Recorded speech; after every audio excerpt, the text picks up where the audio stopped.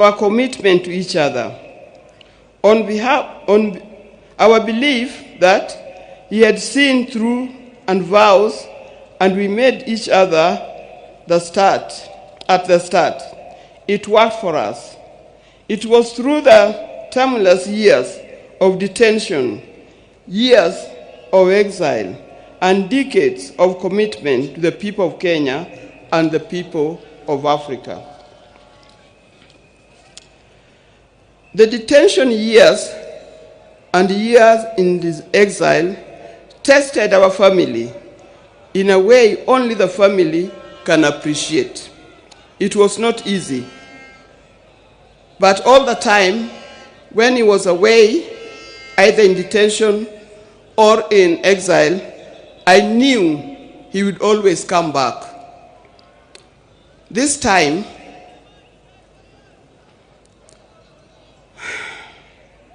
I'll have to join him wherever he has gone, because he'll never come back.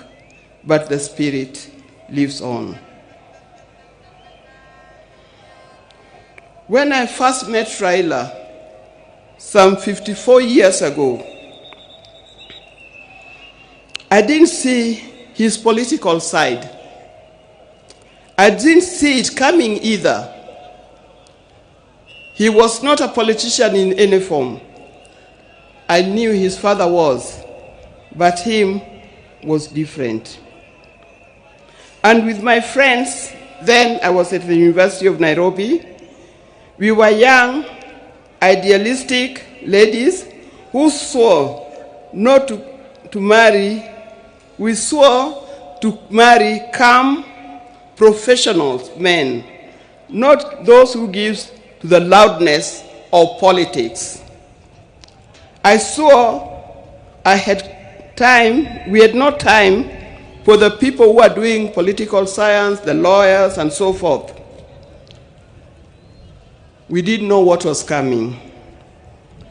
In my group, and they know them, the group of the sisters were with at the University of Nairobi, people like Leo Duol, Gladys Okoth, Deborah Kiai, and so forth. You know you very, very well.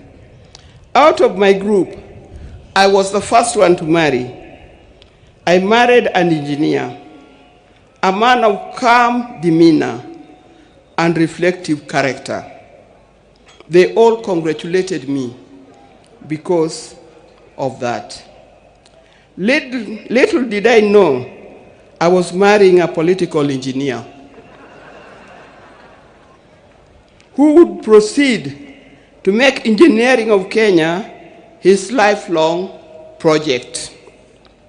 I didn't know. From the turn of events, I came to understand firsthand that they mean, I came to understand firsthand the meaning of still waters runs deep.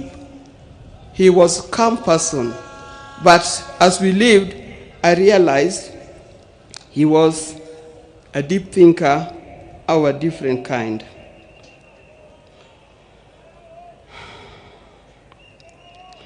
From this turn of events, I come to understand firsthand that Raila was not just an ordinary engineer, but a political engineer.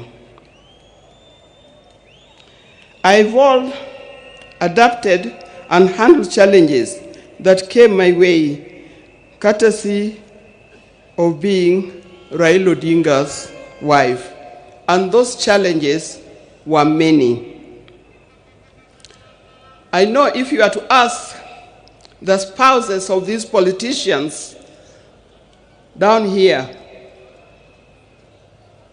they'll tell you the challenges are many and not easy to cope with. I learned that if you're a spouse or politician, inherit his friends, but don't inherit his enemies. Why do I say this?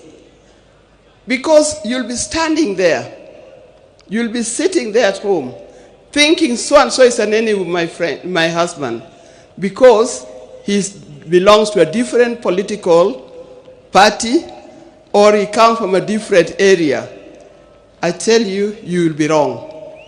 Don't inherit in his enemies, because tomorrow you'll find that those people that you thought were his enemies are his best friends, and you'll be left out. Be careful when you are handling his friends. Inherit his friends, but his enemies, let him deal with them the way he made them.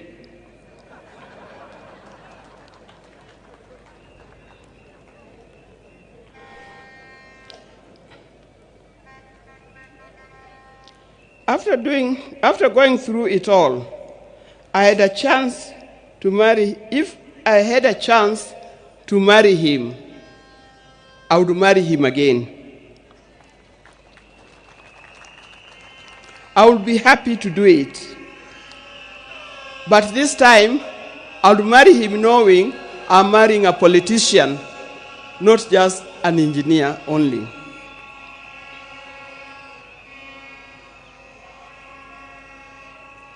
But Raila never really stopped being a production engineer. It has been said, but he also practiced it. He started the East Africa Spectre, the company that manufacturing gas cylinders, and that is thriving in that. Those who are working for East Africa Spectre, please try to keep up his legacy of making it a real big industry that Raila intended it to be.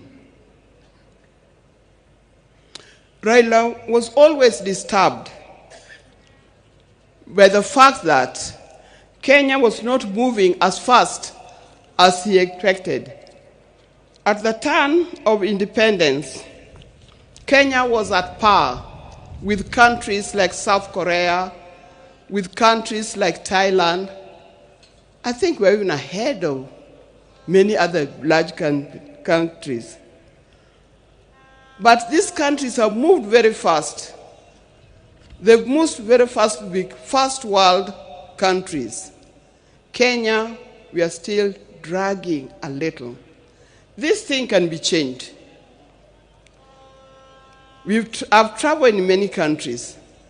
In 1995, during the International Women's Decade that was in Beijing, we went to Beijing, the women of the world went to Beijing, and what I noticed that the tallest building in Beijing was a 4-story building, and it was a hotel. I also noticed, that's me, that many of the people who are working in Beijing, the Chinese, they were wearing what we call overalls, the things that industrialists wear in the factory. They were either yellow, red, blue, green, or any other. And everybody was moving in a rickshaw. Go to Beijing today, you can see a different world. It can be done. Even in Kenya, we can change it. With hard work, determination, focus, we can change our country. And as I'm talking here, I know we have leaders here. Please focus in changing the country. Let's not seek leadership to enrich ourselves. Let's not seek leadership to acquire wealth for ourselves, but acquire wealth for Kenya and acquire wealth for our generation to come.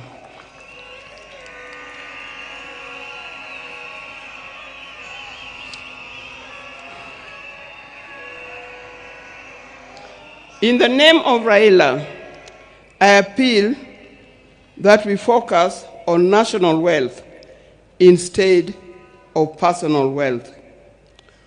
I appeal that we work on quality education, education that will lead us to be people that God